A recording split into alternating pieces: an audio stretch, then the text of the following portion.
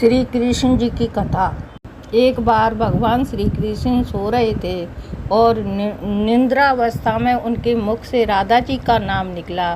पटरानियों को लगा कि वह प्रभु की इतनी सेवा करती है, परंतु प्रभु सबसे ज़्यादा राधा जी से ही स्मरण रहता है। रुक्मिणी जी एवं अन्य रानियों ने रोहिणी जी से राधा रानी व श्री कृष्ण के प्रेम व ब्रज लीलाओं का वर्णन करने की प्रार्थना की।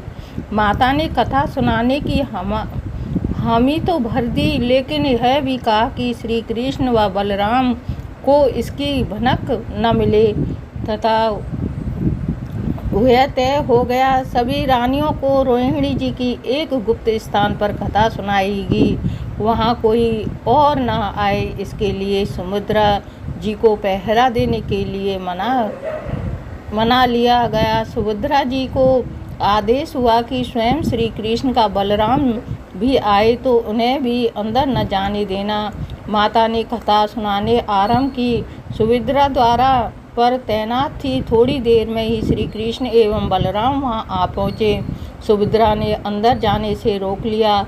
इससे भगवान श्री कृष्ण को कुछ संदेह हुआ। वह बाहर से ही अपनी सूक्ष्म शक्ति द्वारा अंदर की माता द्वारा वर्णित ब्रज लीलाओं को आनंद लेकर सुनने लगे। बलराम जी की भी कथा का आनंद लेने लगे। कथा सुनते सुनते श्री कृष्ण बलराम व सुभद्रा के हृदय में ब्रज की प्रति अद्भुत प्रेम भाव उत्पन्न हुआ। उस भाव में उनके पैर हाथ सिकुड़ने लगे जैसे बाल्यकाल में थे। दोनों राधा जी की कथा में ऐसे विभोर हुए कि मूर्ति के समान जड़ प्रतीत होने लगे।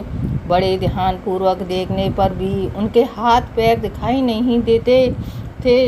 सूर्यदर्शन ने भी द्रवित होकर लंबा रूप धारण कर लिया। उसी समय देव मुनि नारद वहां आ पहुँचे। भगवान ने इस रूप को देखकर आश्चर्यचकित हो गए और निहारते रहे। कुछ समय बाद जब त्रंदा भंग हुई तो नारद जी ने प्रणाम करके भगवान श्री कृष्ण से कहा, हे प्रभु, मेरी इच्छा है कि मैंने आज जो रूप देखा है वह रूप आपके भक्त जनों को पृथ्वी लोक पर चिरकाल तक देखने को मिले। आप इस रूप में पृथ्वी पर वास करें। भगवान श्री कृष्ण नारद जी की बात से प्रसन्न हुए और उन्होंने कहा कि ऐसा ही होगा। कलयुग में इसी रूप में नीलाचल क्षेत्र में अपना स्वरूप प्रकट करूंगा। कलयुग आगमन के उपरांत प्रभु की प्रेरणा से मालवराज इंद्रधनु ने भगवान श्री कृष्ण बलभद्र जी से और बहन सुभद्रा जी की ऐसी ही प्रतिमा जगन्नाथ मंदिर में स्थापित कराई।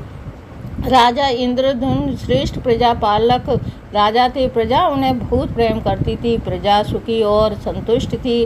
राजा के मन में इच्छा थी कि वह कुछ ऐसा करें जिससे सभी उन्हें स्मरण रखें। देवयोग से इंद्रधनु के मन में एक अज्ञात कामना प्रकट हुई कि वह ऐसा मंदिर का निर्माण कराएं जैसा दुनिया में कहीं और न हो। इंद्रधनु विचार करने लगे कि आखिर इनके मंदिर में किस देवता की मूर्ति स्थापित करें। राजा के मन में यही इच्छा और चिंतन चलने लगा। एक रात इसी पर गंभीर चिंतन करते सो गए। नींद में राजा ने एक सपना देखा। सपने में उन्हें एक देववाणी सुनाई पड़ी।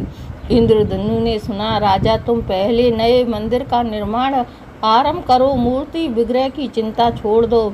उचित समय आने पर तुम्हें स्वयं राह दिखाई पड़ेगा। राजा नींद से जगा उठे। स्वयं रात होते ही उन्होंने अपने मंत्रियों को सपने की बात बताई। राजा पुरोहित के सुझाव पर शुभ मुहूर्त का पूर्व समुद्र तट पर एक विशाल मंदिर निर्माण का निश्चय हुआ।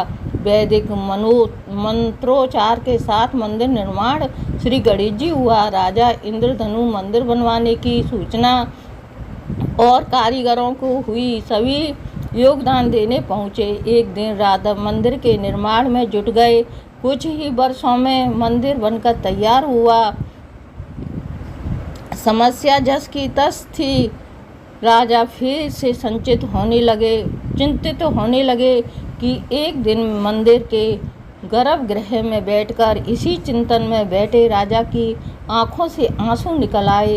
राजा ने भगवान से विनती की, प्रभु, आपके किस स्वरूप का इस मंदिर में स्थापित करूं, इसकी चिंता से विग्रह हूँ। मार्ग दिखाइए। आपने स्वप्न में जो संकेत दिया था उसे पूरा होने का समय कब आएगा? देव विग्रह विहीन मंदिर देख सभी मुझ पर हंसेंगे। राजा की आंखों से आंसू झर रहे थे और वह प्रभु से प्रार्थना करते जा रहे थे, प्रभु आपके आशीर्वाद से मेरा बड़ा सम्मान है। प्रजा समझेगी कि मन झूठ मूठ से स्वप्न में आपके आदेश की बात कहकर इतना बड़ा श्रम कराया है। प्रभु मार्ग दिखलाइए। राजा दुखी मन से अपने महल में चले गए। उस रात को राजा ने फिर एक सपना देखा। सपने में उसे देव वाणी सुनाई दी, राजन, यहाँ निकट में ही भगवान श्री कृष्ण का विग्रह रूप है।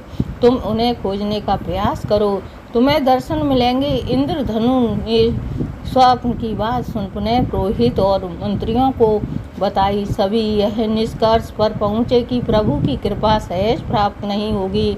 इसके लिए हमें निर्मल मन से परिश्रम आरंभ करना चाहिए। भगवान के विग्रह का पता लगाने की जिम्मेदारी राजा इंद्रधनु ने चारों विद्वानों पंडितों को सौंप दिया। प्रभु इच्छा से प्रेरित होकर चारों विद्वान चारों दिशाओं में निकले।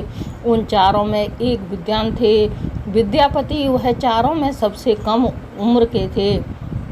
वे विग्रह खोज कर दौरान 7 बहुत से अलौकिक घटनाएं हुई। प्रभु का विग्रह ऐसे मिला। यह प्रसंग आगे बढ़े। पंडित विद्यावत पूर्व दिशा की ओर चले। कुछ आगे चलने के बाद विद्यापति उत्तर की ओर मुड़े तो उन्हें एक जंगल दिखाई दिया। वन में भयावह था। विद्यापति श्री कृष्ण के उपासक थे। उन्होंने श्री कृष्ण का स्मरण किया और हाथ दिखाने की प्रार्थना की। भगवान श्री कृष्ण की प्रेरणा से उन्हें राह दिखने लगी। प्रभु का नाम लेते वह वन में चले जा रहे थे। जंगल के मध्य उन्हें एक पर्वत दिखाई दिया।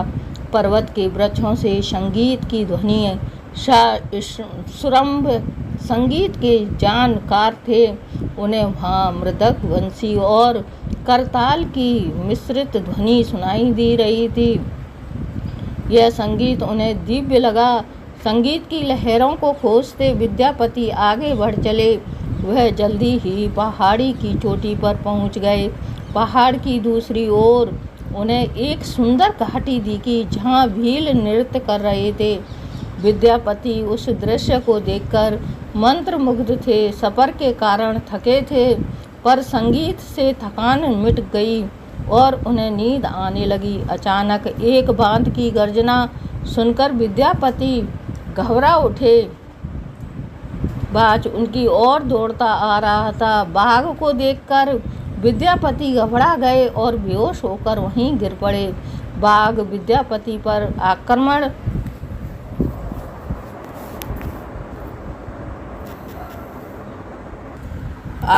किया। बाघ उसी स्त्री के पैरों के पास ऐसे लौटने लगा जैसे कोई बिल्ली पूंछकार सुनकर खेलने लगती है। युवती बांध की पीठ को प्यार से थपथपाने लगी और बांध स्नेह से लौटता रहा।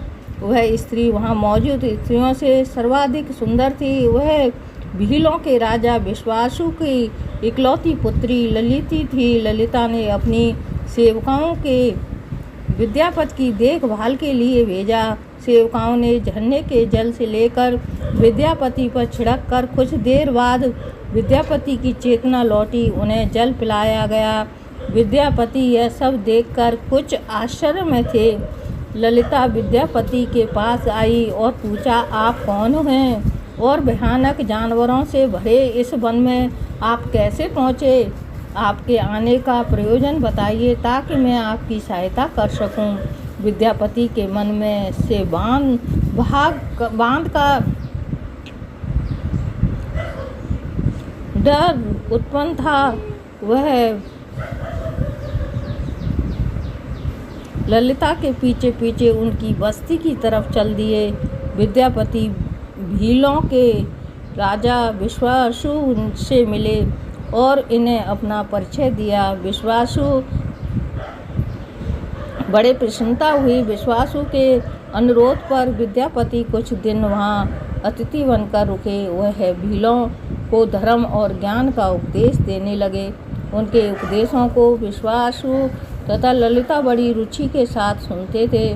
ललिता के मन में विद्यापति के लिए अनुराग पैदा हो गया और विद्यापति भी भाव को इससे प्रेम हो गया। किंतु विद्यापति एक बड़े कार्य के लिए निकले थे। अचानक एक दिन विद्यापति बीमार हो गए। ललिता ने उनकी सेवा शुश्रूषा की।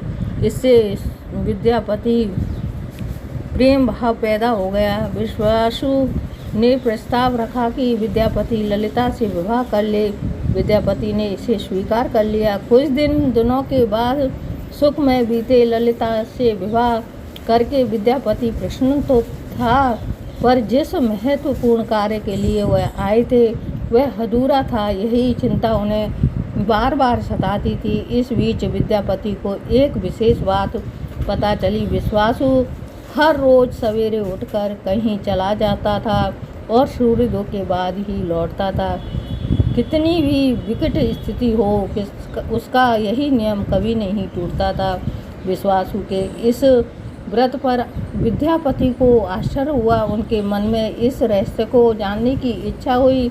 अगर विश्वासु जाता कहाँ है? एक दिन विद्यापति ने ललिता से इस संबंध में पूछा। ललिता यह सुनकर सहम गई। आखिर वह क्या रहस्य था? क्या वह रहस्य विद्यापति के कार्य में सहयोगी था या विद्यापति पत्नी के प्रेम में मार्ग भटक गए? विद्यापति ने ललिता से उनके पिता द्वारा प्रतिदिन स्वयं किसी अज्ञात स्थान पर जाने और सूर्योदय से पूर्व लौट आने का रहस्य पूछा। विश्वासु का नियम किसी हाल में नहीं टूटता था। चाहे कितनी भी विकट परिस्थितियों से ललिता के सामने धर्म संकट आ गया, वह पति की बात को ठुकरा नहीं सकती थी। लेकिन पति जो पूछ रहा था वह उसके वंश की गोपनीय परंपरा से जुड़ी बात थी, जिसे खोलना असंभव नहीं था। ललिता ने कहा, स्वामी, यह हमारे कुल का रहस्य है जिसे किसी के सामने खोला नहीं जा सकता। परंतु आप मेरे पति हैं और मैं आपको कुल का पुरुष मानते हुए जितना संभव है उतना बताती हूँ। यहाँ से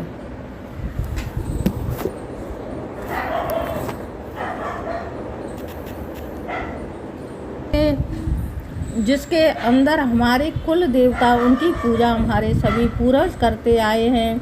यह पूजा निर्वाण चलती चाहिए। उसी पूजा के लिए पिताजी रोज सुबह नियमित रूप से जाते हैं। विद्यापति ने ललिता से कहा कि वह भी उनके कुल देवता के दर्शन करना चाहते हैं। ललिता बोली, यह संभव नहीं है। हमारे कुल देवता के बारे में किसी को भी जानने की इच्छा नहीं है। विद्यापति की उत्सुकता बढ़ रही थी। वह तरह तरह से ललिता के अपने प्रेम की शपथ देकर उसे मानने लगे। आखिरकार ललिता ने कहा कि वह अपने पिताजी से विनती करेगी कि वह आपको देवता के दर्शन करा दें। ललिता ने पिता से सारी बात कही। वह क्रोधित हो गए।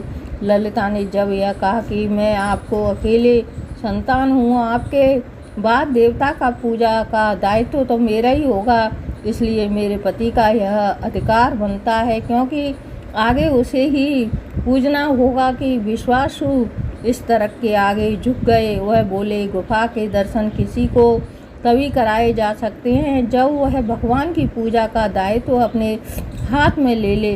विद्यापति ने दायित्व स्वीकार कर लिया तो विश्वास सुदेवता के दर्शन कराने को राजी हुए। दूसरे दिन सूर्योदय से पूर्व विद्यापति की आंखों पर पट्टी बांधकर विश्वासु की तरफ निकले। उनका दाहिनी हाथ पकड़कर गुफा की तरफ निकले। विद्यापति मुट्ठी से सरसों रख लिया था, जिसे रास्ते में छोड़ते हुए गए। गुफा के पास पहुंचकर विश्वासु रुके और गुफा के पास पहुंच गए। विश्वासु ने विद्यापति के आंखों की काली पट्टी खोल दी। उस गुफा में नीले रंग का प्रकाश चमक उठा। हाथों में मुरली लिए भगवान श्री कृष्ण का रूप विद्यापति को दिखाई दिया। विद्यापति आनंद मगन हो गए। उन्होंने भगवान के दर्शन किए।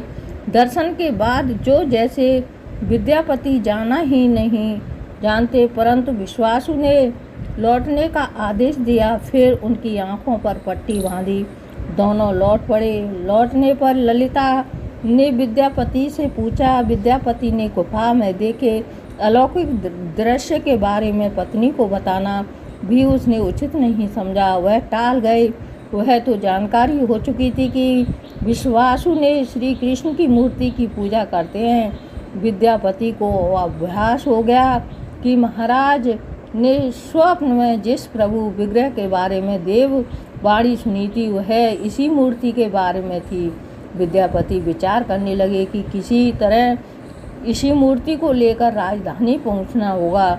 वह एक तरफ जो गुफा से मूर्ति लेकर जाने की सोच रहे थे, दूसरी तरफ भीलराज और पत्नी के साथ विश्वासघात के विचार से उनका मन व्यतीत हो रहा था। विद्यापति धर्म अधर्म के बारे में सोचता रहा। फिर विचार आया कि यदि विश्वासु ने इस पर विश्वास किया तो आंखों पर पट्टी बांधकर गुफा तक नहीं ले जा सकता, इसलिए उसके साथ विश्वासघात का प्रश्न नहीं उठा। उसने गुफा से मूर्ति चुराने का मन बना लिया। विद्यापति ने ललिता से कहा वह अपने माता पिता के दर्शन करने के लिए जाना चाहते हैं, वे उसे लेकर परेशान होंगे। ललिता भी साथ चलने को तैयार हुए तो विद्यापति ने यह कहकर समझा लिया कि वह शीघ्र ही लौटेगा तो उसे लेकर जाएगा। ललिता मान गई।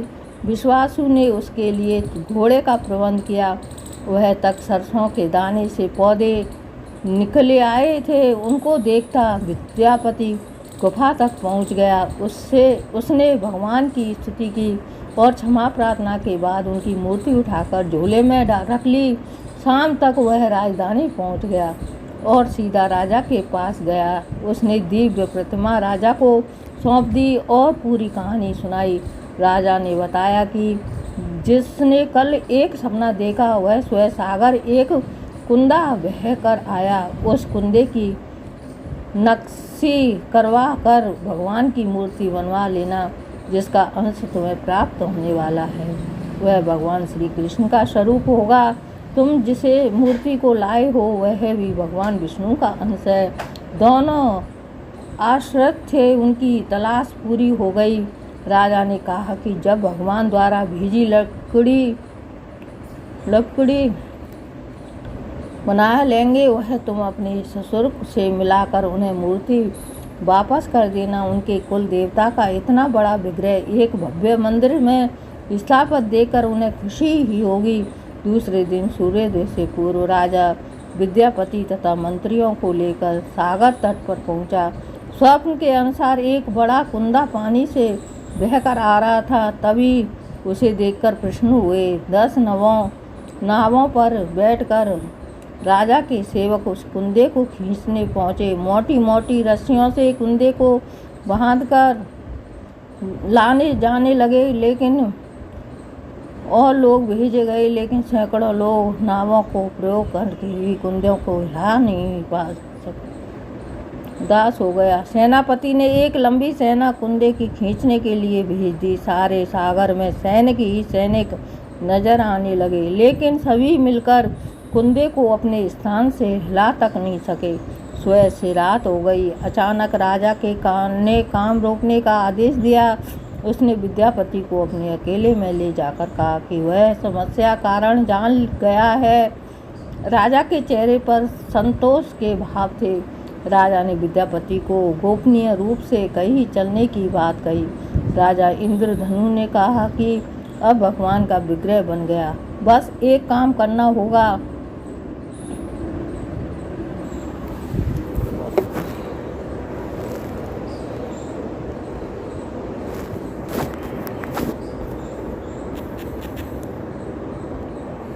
तुम जिस दिव्य मूर्ति को अपने साथ लाए हो उसकी अब तक जो पूजा करता आया था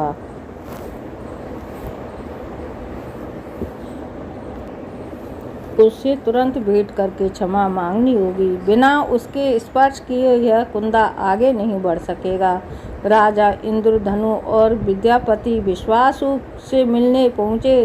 राजा ने पर्वत की चोटी से जंगल को देखा तो उसकी सुंदरता को देखता ही रह गया। दोनों भीलों की बस्ती और चुपचाप चलते रहे। इधर विश्वासु अपने नियमित दिनचर्या के हिसाब से गुफा में अपने कुल देवता की पूजा के लिए चले। वहाँ प्रभु की मूर्ति गायब देखी तो वह समझ गए कि उनके दामाद ने ही यह छल किया है। विश्वासु लौटे और ललिता को सारी बात सुना दी। विश्वासु पीड़ा से भरा घर के आंगन में पछाड़ खाकर गिर गया। ललिता अपने पति द्वारा किए विश्वासघात से दुखी थी और स्वयं को इसका कारण मान रही थी। पिता पुत्री दिन भर विलाप करते रहे। उन दोनों ने अन्न का एक दाना भी नहीं छुआ। अगली सुबह विश्वासु उठे और सदा की तरह अपनी दिनचर्या का पालन करते हुए गुफा की तरफ बढ़ निकले। वह जानते थे कि प्रभु का विग्रह वहाँ नहीं है, फिर भी उनके पैर गुफा की ओर खींचे चले जाते हैं। विश्वासु के पीछे ललिता और रिश्तेदार भी चले। विश्वासु गुफा के भीतर पहुँचे जहाँ भगवान की मूर्ति होती थी। वो उस चट्टान के पास खड़े होकर हाथ जोड़कर खड़े रहे, फिर उस ऊंची चट्टान पर गिर गए और बिलख बिलख कर रोने लगे। उनके पीछे प्रजा भी रो रही थी। उसी समय एक भील व्यक्ति भागती हुई गुफा के पास आया और बताया कि उसने महाराज और उनके साथ विद्यापति को बस्ती की ओर से आते देखा है। यह सुनकर चौंक उठे। विश्वासु राजा के स्वागत में गुफा से बाहर आए, लेकिन उनकी आंखों में आंसू थे। राजा इंद्रधुमन विश्वास के पास आए और उन्हें अपने हृदय से लगा लिया। राजा बोले, भीलराज, तुम्हारे कुल देवता की प्रतिमा का चोर तुम्हारा दामाद नहीं, मैं हूँ। उसने तो अपने महाराज के आदेश का पालन किया। यह सुनकर सब चौंक उठे। विश्वासु ने राजा को आसन दिया। राजा उस विश्वासु को शुरू से अंत तक पूरी बात बताकर कहा कि आखिर क्यों यह सब करना पड़ा। फिर राजा ने उससे अपने स्वप्न और फिर जगन्नाथपुरी के सागर तट पर मंदिर का निर्माण की बात कह सुनाई। राजा ने विश्वासु से प्रार्थना की कि भील सरदार की विश्वासु कई पीढ़ियों से आपके वंश में लगे भगवान की मूर्ति से पूछते आए हैं। भगवान उस विग्रह के दर्शन सभी को मिले, इसके लिए आपको सहायता चाहिए। बोल सच्चे, बहुत बढ़िया।